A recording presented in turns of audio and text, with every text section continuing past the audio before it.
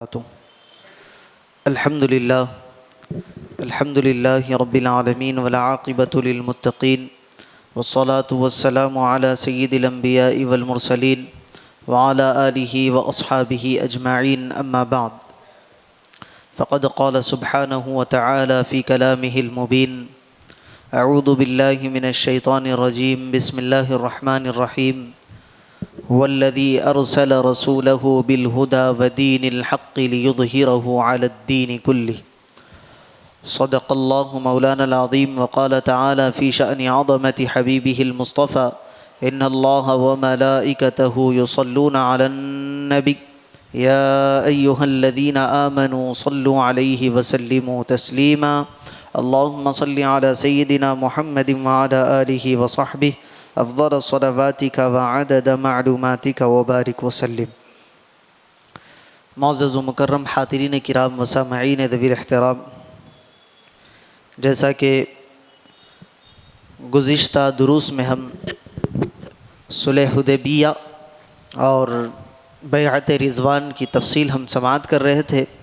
گزشتہ درس میں ہم نے مکمل بیعت رضوان اور صلح حدیبیہ کو سماعت فرمایا کہ کیا کیا شقیں اللہ تبارک و تعالیٰ کے حبیب صلی اللہ علیہ وسلم نے اس صلح نامے میں لکھائی تھی، اور پھر اس کا کیا اثر ہوا، حضرت ابو بصیر کا کیا کارنامہ رہا اور مسلمانوں کو اس سے کیسے راحت ملی۔ یہ ساری چیزیں آپ نے اور میں نے حدیبیہ کے جو واقعات ہیں اس میں سماعت کی۔ اب صلح حدیبیہ میں ایک شق تھی کہ کفار اور مسلمان آئندہ 10 سالوں تک جنگ وغیرہ نہیں لڑیں گے، اور مکے میں، مدینے میں، عرب میں رہنے والوں کو یہ آزادی ہوگی کہ وہ چاہے تو مسلمانوں کا ساتھ دے یا کافروں کا ساتھ دے، کسی پر ان کی پکڑ نہیں کی جائے گی۔ اگر کفار کے ساتھ جائے تو مسلمان ان کو نہیں پوچھیں گے کہ تم کفار کا ساتھ کیوں دے رہے ہو، اور وہ مسلمانوں کے ساتھ آئے تو کفار کو یہ حق نہیں ہوگا کہ وہ پوچھے کہ تم مسلمانوں کا ساتھ کیوں دے رہے ہو۔ تو اب یہ حالات جو ہے پہلے سے بہت زیادہ تبدیل ہو گئے۔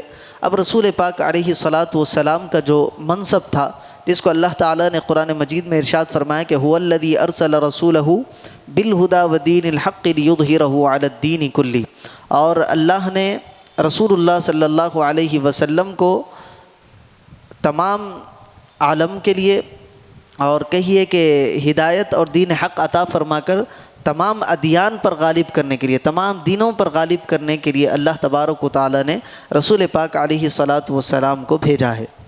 یعنی رسول آئے ہیں تاکہ تمام دینوں پر وہ غالب ہو جائے، اور ان کا پیغام کسی ریاست، کسی ملک، کسی علاقے تک محدود نہیں ہے، بلکہ ان کا پیغام ساری دنیا تک پہنچنا چاہیے۔ یہ اللہ تبارک و تعالیٰ نے رسول پاک علیہ الصلاۃ والسلام کو مقام اور مرتبہ عطا فرمایا تھا کہ آپ کسی علاقے کے لیے، کسی خاص جگہ کے لیے نبی نہیں۔ گزشتہ انبیاء کرام آئے ہیں، ان میں کبھی ایسے بھی رہے ہیں کہ بعض بہت چھوٹے سے علاقے کے لیے نبی بنا کر بھیجے گئے، لیکن اللہ کے حبیب علیہ الصلاۃ والسلام فرماتے ہیں کہ وما ارسلناک الا کافۃ للناس، میں سارے زمانے کے لوگوں کے لیے، ساری دنیا کے لوگوں کے لیے نبی بنا کر بھیجا گیا ہوں۔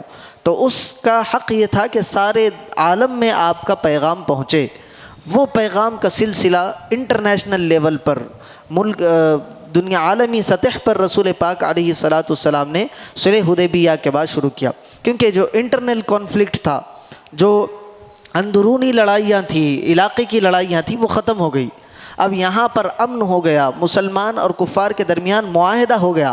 اب رسول پاک علیہ الصلاۃ والسلام نے سوچا کہ اب یہاں سے جو اللہ تعالیٰ کا حکم ہے کہ آگے پورے عالم میں آپ کا پیغام جائے، اس کام کو رسول پاک علیہ الصلاۃ والسلام نے شروع کیا۔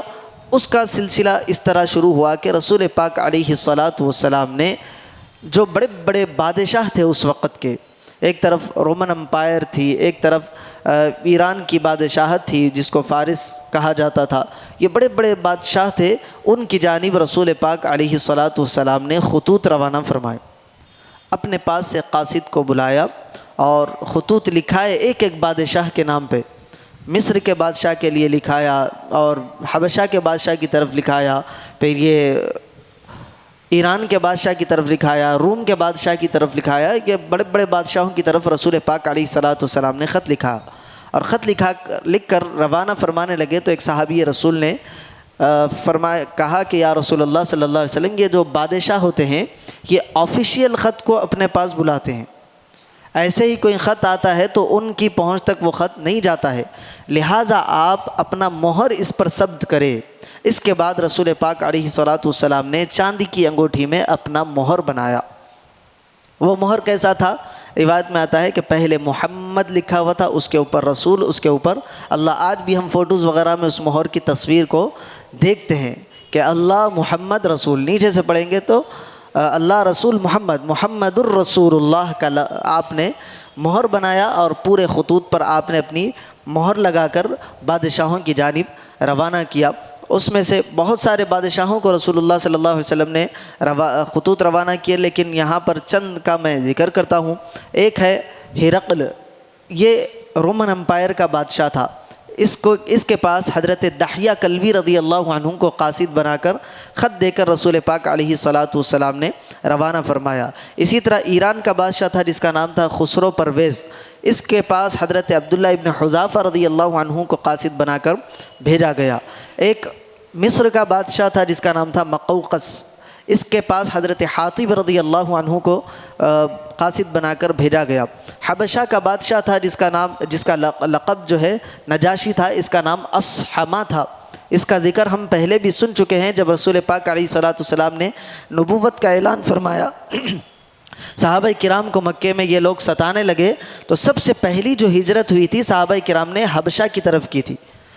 حبشہ کی طرف ہجرت مدینے میں ہونے سے پہلے، مدینہ جانے سے پہلے صحابہ کرام حبشہ کی جانب ہجرت کیے، اور 2 مرتبہ ہجرت ہوئی، 2 مرتبہ حبشہ کی جانب ہجرت کیے۔ اس کے بعد پھر مدینے کی جانب رسول اللہ صلی اللہ علیہ وسلم نے ہجرت کا ارادہ فرمایا۔ تو اس سے پہلے جو صحابہ کرام اس حبشہ کے بادشاہ جس کا ٹائٹل تھا نجاشی، اس کے پاس گئے ہوئے تھے، اس سے ملاقات کیے ہوئے تھے۔ حضرت جعفر طیار کا میں نے پورا آپ کو واقعہ بھی سنایا تھا کہ یہاں سے جب یہ لوگ حبشہ پہنچ گئے تو کفار مکہ نے بھی ایک وفد روانہ کیا اور کہا کہ یہ لوگ ہمارے ملک سے بھاگے ہوئے ہیں، تم ان کو ہمارے حوالے کرو۔ حضرت جعفر نے پوری تفصیل سنائی تو نجاشی یہ جو بادشاہ تھا اصحمہ، اس نے ان تمام مسلمانوں کو امن کا پروانہ سنا تھا کہ آپ میرے ملک میں بغیر کسی تکلیف کے رہ سکتے ہیں، ان کو ستانا مطلب مجھ کو ستانا، اس طرح کا اس نے امن کا پروانہ دیا تھا۔ یہ وہی بادشاہ تھا جس کا نام اصحمہ تھا۔ اس کے پاس حضرت عمرو بن امیہ رضی اللہ عنہ کو رسول اللہ نے روانہ کیا تھا۔ اسی طرح یمامہ کا ایک بادشاہ تھا جس کا نام حوزہ تھا، اس کے بعد حضرت سلیط بن عمرو رضی اللہ عنہ کو رسول اللہ صلی اللہ علیہ وسلم نے روانہ کیا۔ تو ہم پہلے ہرقل کا جو روم کا بادشاہ تھا، رومن امپائر کا، اس کا ذکر سنیں گے۔ اس کے بعد حضرت دحیہ کلبی رضی اللہ عنہ کو رسول اللہ صلی اللہ علیہ وسلم نے روانہ کیا تھا۔ حضرت دحیہ کلبی رسول اللہ کا خط لے کر بصرہ نامی مقام پر جہاں یہ رہا کرتا تھا تشریف لے گئے، تو وہاں پتہ چلا کہ یہ رومن امپائر کا جو بادشاہ تھا جس کا نام ہرقل تھا، وہ جو ہے بیت المقدس کے لیے گیا ہوا ہے۔ اس کا اصل ٹائٹل قیصر تھا۔ قیصر جو آج ہمارے پاس مشہور ہے، ایک نام رکھا جاتا ہے، اس کے بارے میں آپ کو آگے بتاؤں گا۔ تو جو قیصر روم تھا، روم کا جو بادشاہ تھا، وہ بیت المقدس گیا ہوا تھا، تو اس کے پاس یہ خط پہنچایا گیا۔ بعض روایتوں میں آتا ہے کہ خط لے کر پہنچایا گیا، بعض روایتوں میں حضرت دحیہ کلبی خود، آگے ذکر آئے گا کہ حضرت دحیہ کلبی خود جو ہے یہ خط لے کر وہاں گئے۔ قیصر کے پاس، قیصر روم کے پاس جب یہ خط پہنچا تو اس نے کیا کیا، پہلے اس خط کو لے لیا اور اپنے پاس محفوظ کیا۔ اس کے بعد کہا کہ یہ جو شخص خط لے کر دحیہ کلبی جس علاقے سے آئے ہیں، عرب کا علاقہ ہے، وہاں کے لوگ اگر اس علاقے میں موجود ہے تو ان کو پکڑ کر میرے دربار میں لاؤ۔ تو یہ ملک شام میں موجود تھا اس وقت، بیت المقدس وغیرہ شام ہی کا علاقہ کہلاتا تھا۔ تو مکے والے شام کی طرف تجارت کے لیے جاتے تھے، کاروبار کے لیے، تو اس وقت مکہ سے ایک پورا قافلہ جو ہے تجارت کی غرض سے روانہ ہوا تھا۔ اس قافلے میں سپہ سالار ابو سفیان تھا، جو ہیڈ تھا۔ ابو سفیان بھی کیونکہ یہ جنگوں سے فارغ ہو چکے تھے، مسلمانوں سے بھی جنگیں ختم ہو گئی تھی، اب یہ کھل کر اپنی تجارت کر رہے تھے۔ ابو سفیان بھی جو ہے تجارتی قافلہ لے کر ملک شام گیا ہوا تھا۔ بادشاہ کا پیغام ملا کہ جو اس علاقے کے موجود ہیں ان کو پکڑ کر میرے پاس لے کر آؤ۔ تو ابو سفیان کو اور دیگر جتنے عرب سے لوگ آئے ہوئے تھے ان تمام کو بادشاہ کے دربار میں پہنچایا گیا۔ بادشاہ اپنے تخت پر بیٹھا، اس کے قریب میں پورے وزراء ہے، سامنے وہ مکے والے ہیں۔ بادشاہ نے کہا کہ تمام دروازے محل کے بند کر دیے جائے۔ اب اس کے بعد بادشاہ نے کہا کہ وہ جو عرب میں تم جہاں سے آئے ہو وہاں ایک شخص نے نبوت اور رسالت کا دعویٰ کیا ہے، نبی ہونے کا دعویٰ کیا ہے، اس کے سب سے قریب کون شخص ہے، یعنی اس کے رشتے میں اس کے گھر کے قریب کون رہتا ہے؟ تو ابو سفیان نے کہا کہ میں اس کے سب سے زیادہ قریب ہوں، کیونکہ ابو سفیان کی رشتہ داری بھی تھی، یہ قبیلہ قریش سے تھے یہ، اور یہ بنو امیہ سے تھے، تو بنو ہاشم سے اور بنو امیہ سے دونوں تھے، اور یہ دونوں قریش ہی کے قبیلے تھے۔ تو ابو سفیان نے کہا کہ میں سب سے قریب ہوں۔ تو اس نے کہا کہ تم آگے آ جاؤ، اور دیگر لوگوں کو ابو سفیان کے پیچھے کھڑا کیا، اور ان لوگوں کو کہا کہ میں اب ابو سفیان سے کچھ سوالات کرنے والا ہوں، اگر یہ سوالات کے صحیح جوابات دیتا ہے تو ٹھیک ہے، اس کی خیر ہے، اگر یہ جوابات میں کوئی جھوٹ شامل کرتا ہے یا بات کو گھماتا پھراتا ہے تو تم بس پیچھے سے اشارہ کر دینا، میں سمجھ جاؤں گا کہ یہ جھوٹ بول رہا ہے۔ اس کے بعد ابو سفیان کو آگے کیا گیا۔ اب آگے کا ذکر آتا ہے جس کو ابو سفیان نے بعد میں ذکر کیا کہ وہ کیا معاملہ تھا۔ قیصر روم پوچھنے لگا کہ اے شخص جو ابو سفیان سے مخاطب ہو کر کہ مدعی نبوت کا، یعنی جس نے نبوت کا دعویٰ کیا، ان کا خاندان کیسا ہے؟ تو ابو سفیان نے کہا کہ وہ شریف النسب ہے، ان کا خاندان انتہائی شریف ہے، کیونکہ عرب کے اندر قریش کو سب سے معزز نگاہ سے دیکھا جاتا ہے۔ قریش کے اندر جو قبائل ہیں ان میں بنو ہاشم کو سب سے زیادہ معزز نگاہوں سے دیکھا جاتا ہے، کیونکہ مکے کی تولیت ان کے پاس تھی، مکے کی جو چابیاں وغیرہ کلید بردار جس کو کہا جاتا ہے وہ بنو ہاشم کے اندر ہی تھا، حضور کے دادا وغیرہ کے پاس چابیاں رہا کرتی تھی۔ تو پھر قیصر نے پوچھا کہ کیا اس کے خاندان میں ان سے پہلے کسی نے نبوت کا دعویٰ کیا؟ یہ پہلے شخص ہے نبوت کا دعویٰ کرنے والے یا پہلے بھی کوئی کر گئے؟ تو ابو سفیان نے کہا کہ یہ پہلے شخص ہے، ان سے پہلے کوئی نبوت کا دعویٰ نہیں کیا۔ پھر اس کے بعد ابو سفیان نے کہا کہ کیا ان کے باپ داداؤں میں کوئی بادشاہ گزرا؟ تو ابو سفیان نے کہا کہ ان کے باپ داداؤں میں بادشاہ بھی کوئی نہیں گزرا۔ پھر قیصر نے پوچھا کہ جن لوگوں نے ان کا دین قبول کیا کیا وہ کمزور لوگ ہیں یا صاحب ثروت لوگ ہیں؟ مالدار لوگ ان کا اس دین قبول کر رہے ہیں یا کمزور لوگ ان کا دین قبول کر رہے ہیں؟ ابو سفیان نے کہا کہ کمزور لوگ ان کا دین قبول کر رہے ہیں۔ قیصر نے پوچھا کہ ان کے متبعین کی، ان کے ماننے والوں کی تعداد بڑھ رہی ہے یا گھٹ رہی ہے؟ تو ابو سفیان نے کہا کہ یہ تو بڑھتے ہی جا رہی ہے، ان کی تعداد دن بدن کوئی نہ کوئی اسلام قبول کرتا ہے، ان کی تعداد میں اضافہ ہوتا ہے۔ پھر قیصر نے پوچھا کہ کیا کوئی ان کے دین میں داخل ہو کر پھر اس کو ناپسند کر کے واپس پلٹ کر دوسرے مذہب میں آ جاتا ہے؟ تو ابو سفیان نے کہا کہ نہیں، ایک مرتبہ کوئی ان کے دین میں جاتا ہے تو پھر وہ اسی کا شیدا ہو جاتا ہے، اسی کو ماننے لگتا ہے، کتنا بھی ہم ظلم کر لے وہ نہیں چھوڑتا۔ تو قیصر نے پوچھا کیا نبوت کا دعویٰ کرنے سے پہلے تم لوگ ان کو جھوٹا وغیرہ سمجھتے تھے؟ کیا انہوں نے کبھی جھوٹ بولا ہے؟ تو ابو سفیان نے کہا کہ کیونکہ ابو سفیان جھوٹ نہیں بول سکتے، پیچھے لوگ کھڑے ہوئے اگر اشارہ کر دے تو بادشاہ کا غیظ و غضب نازل ہوگا۔ تو ابو سفیان نے کہا کہ نہیں، انہوں نے آج سے پہلے ہم تک ابھی تک کبھی جھوٹ نہیں بولا ہے۔ پھر قیصر نے پوچھا کیا کبھی انہوں نے عہد شکنی کی، یعنی وعدہ خلافی کی، کوئی وعدہ کر کے توڑا ہے؟ ابو سفیان نے کہا کہ ابھی تک انہوں نے ہمارے سامنے کوئی ایسا کام نہیں کیا جس کو وعدہ خلافی کہا جا سکے، کوئی عیب ان کی زندگی میں نہیں ہے۔ ہاں، ابو سفیان کہتے ہیں کہ میں صرف بادشاہ کے سامنے اتنا بدنام کر سکا کہ میں نے کہا کہ ہمارے درمیان ایک معاہدہ ہوا ہے صلح حدیبیہ کا، حدیبیہ کے مقام پر، ہو سکتا ہے کہ وہ اس میں آگے چل کر کیا کرے ابھی پتہ نہیں ہے، اب تک کوئی چیز نہیں ہوئی ہے، آگے کچھ کر سکتے ہیں، مجھے اس بات کا علم نہیں، چاہے تو کر لے، بس میں اتنا سا حضور کو بدنام کر سکا، حضور کی ذات میں کوئی عیب نہیں تھا۔ تو پھر قیصر نے پوچھا کیا کبھی تم لوگوں نے ان سے جنگ کری ہے؟ تو ابو سفیان نے کہا کہ ہاں، ان کے ساتھ جنگیں بھی ہوئی ہے۔ پھر قیصر نے پوچھا کہ اس کا نتیجہ کیا رہا، جنگوں میں جیت ہار کیا ہوئی؟ تو ابو سفیان نے کہا کہ کبھی ہم جیتے کبھی وہ جیتے، بدر مسلمان جیتے، احد ظاہری طور پر کفار جیتے، اور خندق کا موقع آیا تھا، خندق میں جو ہے ٹائی ہو گیا تھا معاملہ، نہ یہ جیتے نہ وہ جیتے، دونوں بھی طرف سے معاملات ہوئے تھے۔ تو قیصر نے پھر پوچھا کہ وہ تمہیں کن باتوں کا حکم دیتے ہیں؟ تو ابو سفیان کہنے لگے کہ وہ کہتے ہیں کہ صرف ایک خدا کی عبادت کرو، کسی اور کو خدا کا شریک نہ ٹھہراؤ، بتوں کو چھوڑ دو، نماز پڑھو، سچ بولو، پاک دامنی کو اختیار کرو، رشتہ داروں کے ساتھ نیکی کا سلوک کرو، نیک برتاؤ کرو۔ تو اس سوال کے جواب کے بعد قیصر نے کہا کہ میں نے جو پوچھا کہ ان کا خاندان کیسا ہے، تم نے ان کے خاندان کو شریف بتایا، اور تمام پیغمبروں کا یہی حال ہے کہ اللہ تبارک و تعالی شریف خاندانوں میں سے ہی پیغمبروں کو بنا کر مبعوث فرماتا ہے۔ یہ ایک چیز ہو گئی۔ پھر اس نے پوچھا، میں نے کہا کہ ان کے خاندان میں سے کسی نے نبوت کا دعویٰ کیا تھا؟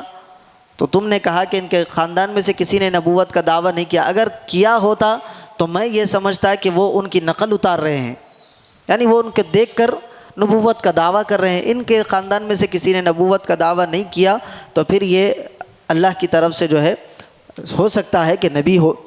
پھر میں نے جو سوال کیا تھا کہ ان کے پاس سے کوئی بادشاہ گزرا ان کے خاندان میں سے، تم نے کہا کہ نہیں۔ اگر تم کہتے کہ ہاں تو میں یہ سمجھتا کہ وہ بادشاہ گزرے تھے، ان کی ٹھاٹ باٹ تھی، ان کا ایک رعب اور دبدبا تھا، وہ ختم ہو گیا، اس کو واپس لانے کے لیے یہ نبوت کا دعویٰ کر رہے ہیں تاکہ لوگ پھر ان کے قریب ہو جائے، ان کے ماتحت ہو جائے، کیونکہ نبی ویسا ہی رتبہ رکھتا ہے جیسا بادشاہ کا رتبہ ہوتا ہے۔ نبی کی بھی جو امت ہوتی ہے، بادشاہ کی رعایا ہوتی ہے، وہ تمام اس کو فالو کرتے ہیں۔ تو قیصر کہنے لگا کہ اگر ہوتا کہ ان کے آبا و اجداد میں بادشاہ گزرے تو میں سمجھتا کہ یہ اس لیے کر رہے ہیں۔ اس کے بعد قیصر نے کہا کہ تم مانتے ہو کہ اور دعویٰ کرتے ہو کہ انہوں نے نبوت کا دعویٰ کرنے سے پہلے کبھی جھوٹ نہیں بولا؟ تو قیصر کہنے لگا کہ جو شخص انسانوں سے جھوٹ نہیں بولتا، دنیاوی معاملات میں جھوٹ نہیں بولتا، وہ اللہ کے بارے میں تم سے جھوٹ کیسے بولے گا؟ وہ اتنی بڑی بات میں جھوٹ کیسے شامل کرے گا؟ تمہاری زندگی، تمہارے سامنے حضور کی زندگی ہے۔ حضور نے 40 سال مکے میں اعلان نبوت سے پہلے، پھر اعلان نبوت کے بعد یہ جو واقعہ ہوا، تقریباً 20 سال ہو گئے تھے نبوت کا اعلان کر گئے۔ 60 سال کی زندگی رسول اللہ کی ان کے سامنے تھی، کبھی رسول اللہ نے کوئی جھوٹا عمل نہیں کہا تھا۔ تو ابو سفیان سے کہنے لگا کہ تم نے ان سے جھوٹ نہیں سنا وہ 40 سالہ زندگی میں، تو بعد کی زندگی میں بھی کیسے اس کا امکان ہے کہ وہ جھوٹ بول سکتے ہیں؟ تو اس بات سے بھی ثابت ہوتا ہے کہ وہ سچے ہیں۔ پھر اس کے بعد وہ کہنے لگا کہ میں نے تم سے پوچھا کہ ان کے متبعین کمزور ہیں یا مالدار ہے؟ تم نے کہا کہ کمزور ہے۔ تو اس نے کہا کہ پچھلے ادیان میں بھی یہی رہا ہے کہ اللہ تبارک و تعالیٰ پہلے کمزوروں کو ان کے قریب کرتا ہے۔ کیونکہ صاحب ثروت لوگ، اس کی وجہ بہت ساری علماء کرام نے لکھی کہ اگر مالدار لوگوں کو قریب کر لیا جائے تو دوسرے لوگ یہ سمجھ کر اسلام کے قریب ہوں گے، کوئی بھی دین کے قریب ہوں گے کہ بھائی اس کے اندر مالدار لوگ زیادہ ہیں، جائیں گے تو ہماری کچھ مدد ہو جائے گی، یہ سوچ کر لوگ دین قبول کریں گے۔ اسی لیے اللہ تبارک و تعالیٰ کی یہ سنت رہی ہے کہ انبیاء کے ہاتھ پر پہلے غریبوں کو، کمزور لوگوں کو دین کے قریب کرتا ہے، تاکہ ایک اچھا، ایک مضبوط اور مستحکم دین تیار ہو۔ اس کے بعد لوگوں کے پاس تبلیغ کی جائے تو لوگ جوق در جوق جو ہے دین کے اندر داخل ہوتے جائے۔ پھر اس کے بعد کہا کہ میں نے تم سے پوچھا کہ کوئی ان کے دین میں آتا ہے تو پھر واپس پلٹ کر چلا جاتا ہے؟ تو تم نے کہا کہ کوئی واپس پلٹ کر نہیں جاتا۔ تو اس نے کہا کہ اسلام کی یہی شان ہوتی ہے، اصل دین کی یہی شان ہوتی ہے، اس کا یہی مزہ ہوتا ہے کہ ایک بار جس کے ہاتھ لگ جائے وہ اس کو چھوڑتا نہیں ہے۔ تو اس سے بھی بات معلوم ہوتی ہے کہ یہ سچے ہیں۔ ایمان کی یہی شان اور اس کی لذت یہی ہوتی ہے کہ جو ایک مرتبہ اس کے اندر آ جاتا ہے تو پھر وہ واپس دوبارہ نہیں جاتا ہے۔ پھر اس کے بعد میں نے تم سے کہا کہ وہ کیا کہتے ہیں، تو تم نے جتنی باتیں کہی کہ اللہ کو ایک مانو، اس کے سوا کسی کو شریک نہ ٹھہراؤ، نماز پڑھو، سچ بولو، پاک دامنی اختیار کرو اور رشتہ داروں کے ساتھ حسن سلوک کرو، یہ تمام باتیں ایسی ہیں جو رسولوں کے اوصاف ہوتے ہیں، وہ رسول ہی ایسی باتیں کیا کرتے ہیں۔ میرا گمان یہ تھا کہ وہ رسول ہم لوگوں میں سے آئیں گے، ملک شام کی طرف، یا ہمارے لوگوں میں سے، عیسائیوں میں سے آئیں گے، لیکن تم نے کہا ہے کہ وہ عربوں میں سے آئے ہیں۔ اگر میں یہ جان لیتا کہ وہ وہاں آنے والے ہیں تو میں بڑی تکلیفیں، مشقتیں، جو بھی مجھ سے ہوتا میں اٹھا کر وہاں تشریف لاتا جہاں یہ رسول مبعوث ہونے والے ہیں، اور اگر میں ان کو پا لیتا تو ان کے پاؤں کو دھو کر ان کے پاؤں کا دھون میں پی جاتا۔ یہ ادب کی بات ہے قیصر روم نے کی۔ اس کے بعد اس نے خط لانے کو کہا، وہ خط لایا گیا، اس کے اندر رسول پاک علیہ الصلاۃ والسلام نے جو اس کو تلقین کی تھی کہ آؤ اسلام کی طرف آ جاؤ، گناہوں کو چھوڑ دو، اگر تم اسلام قبول نہیں کرو گے تو تمہاری جتنی رعایا ہے ان سب کا گناہ بھی تمہارے کھاتے میں ہوگا۔ اور حضور نے جو ایک مشہور آیت ہے قرآن کی جو اہل کتاب کے تعلق سے ہے، وہ قرآن کی آیت کو رسول اللہ صلی اللہ علیہ وسلم نے اس خط میں لکھ کر بھیجا تھا کہ جو ہمارے درمیان آپ ایک ملنے جلنے والی چیزیں ہیں، اہل کتاب بھی یہی کہتے ہیں کہ اللہ ایک ہے، اس کے سوا کسی کو شریک نہیں ٹھہرایا جا سکتا۔ اہل کتاب میں آپ یہودیوں کو دیکھ لیں، عیسائیوں کو دیکھ لیں، مسلمانوں کو دیکھ لیں، سب کے پاس یہی دین ہے۔ جو ہمارے درمیان مشترک چیزیں ہیں ان پر ہم واپس آ جاتے ہیں۔ اس طرح کے کلمات رسول پاک علیہ الصلاۃ والسلام نے کہے تو قیصر روم نے جب یہ خط پڑھایا اپنے دربار میں تو جو اس کے درباری حواریین تھے آگ بگولا ہو گئے، غصے میں آ گئے اور چڑچڑاپن ان کے پاس محسوس ہونے لگا۔ تو قیصر نے دیکھا اور ان کو تلقین کرنے کی کوشش کی کہ بات میری سمجھو۔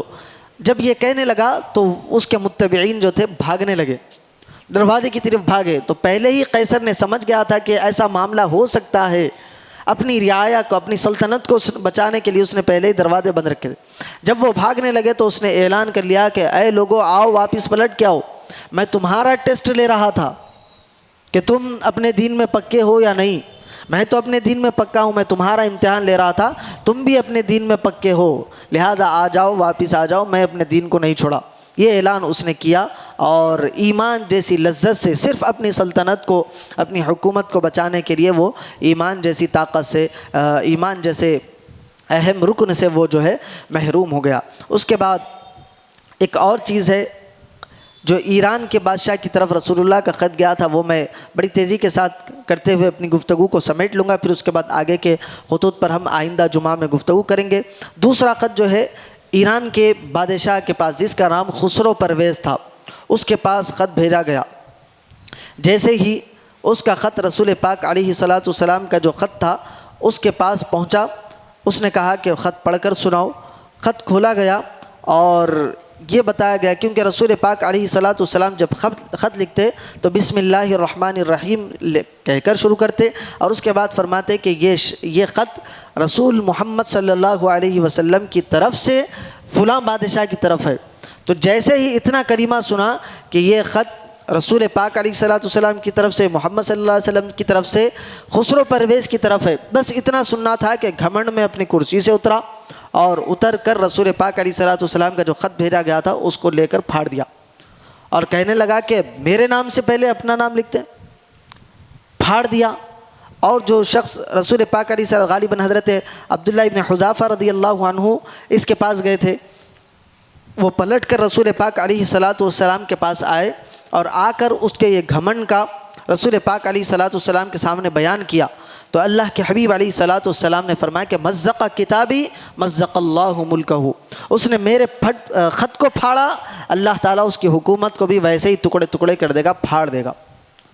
یہ رسول پاک علیہ الصلاۃ والسلام کی زبان سے کلمات نکل گئے۔ اور ادھر اس نے اپنے گھمنڈ میں آ کر کیا کیا، اس وقت اس کی سلطنت بڑی تھی، ایران فارس کی جو سلطنت تھی بہت دور تک اس کا پھیلاؤ تھا، یمن میں بھی اس کی حکومت تھی۔ تو یمن کے گورنر کو خط لکھا، اس کا نام بازان تھا، اس کو خط لکھا کہ عرب میں، کیونکہ یمن مکے سے قریب ہے اور ایران بڑی دور ہے، یمن کے حاکم کے پاس خط لکھا اور کہا کہ عرب سے ایک شخص کا خط میرے پاس آیا تھا، اس نے میرے نام سے پہلے اپنا نام لکھا، اس کے پاس 2 ہٹے کٹے نوجوانوں کو بھیجو اور ان کو پکڑ کے میرے پاس میرے دربار میں پیش کرو۔ بازان کے پاس خط پہنچا تو بازان نے، بادشاہ کا حکم ہے، عمل کرتے ہوئے 2 بہترین نوجوانوں کو وہ خط اور اپنا حکم دے کر روانہ کیا کہ بادشاہ کا حکم ہے کہ ان کو پکڑ کر بادشاہ کے دربار میں پہنچایا جائے۔ یہ 2 اشخاص نکل کر رسول پاک علیہ الصلاۃ والسلام کے دربار میں مدینہ منورہ میں حاضر ہوئے۔ حاضر ہو کر بازان کا جو حکم تھا وہ سنایا کہ ہم کو بازان نے بھیجا جو یمن کا حاکم ہے، اور اس کے پاس ایران سے خسرو پرویز کا خط آیا ہے اور اس نے آپ کو اپنے دربار میں طلب کیا ہے۔ حضور پاک علیہ الصلاۃ والسلام نے کہا کہ تم لوگ بڑی دور سے آئے ہو، تھک گئے ہوگے، رات کا بھی وقت ہے، آرام کر لو رات میں، اور کل صبح میں ہم معاملات جو ہے طے کریں گے، چلنا ہے نہیں چلنا ہے صبح میں بات کریں گے۔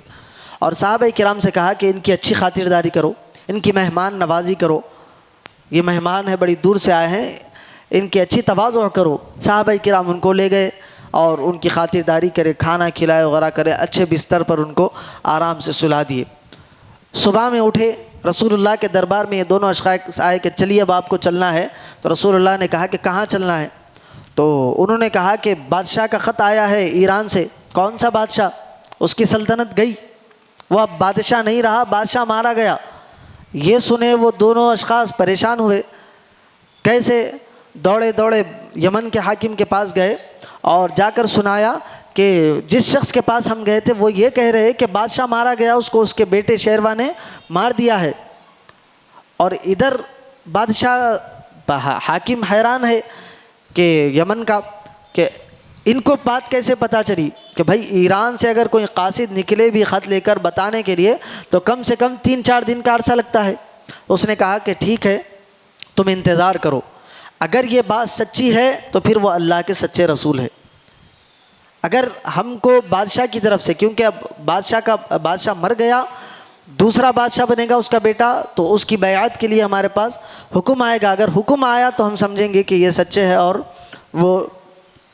ہم ان کے ہاتھ پر اسلام قبول کر لیں گے۔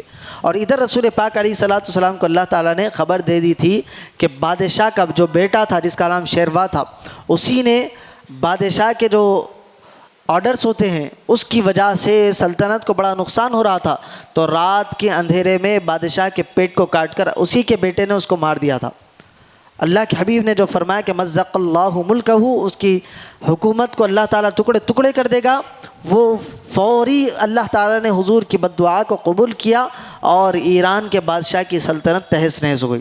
اس کے بعد چند سال کا عرصہ گزرا، 2-3 سال رسول پاک علیہ الصلوۃ والسلام کی حیات کے، 2-2.5 سال حضرت صدیق اکبر کی حیات کے، حضرت سیدنا فاروق اعظم کی حیات میں ملک ایران پر بھی مسلمانوں کا قبضہ ہو گیا، وہاں پر بھی اسلامی سلطنت قائم ہو گئی۔ بازان کو جب 2-4 دن کے بعد خبر پہنچی کہ بادشاہ کے ساتھ یہ معاملہ ہوا کہ اس کے بیٹے نے اس کو قتل کر دیا اور حکومت پر وہ قابض ہو گیا، تو بازان بجائے بادشاہ کے پاس جا کر بیعت کرنے کے، وہ پلٹ کر رسول پاک علیہ الصلوۃ والسلام کے پاس آیا۔ وہ اور اس کے جتنے ساتھی تھے سارے رسول پاک علیہ الصلوۃ والسلام کے دست حق پر اسلام قبول کر لیے۔ صرف ایک چیز دیکھی اور کہا کہ یہ خبر ان کو پہلے ملی ہے تو یہ خبر صرف اللہ ہی ان تک پہنچا سکتا ہے، کوئی دوسرا سورس نہیں ہے، کوئی دوسرا ذریعہ نہیں ہے۔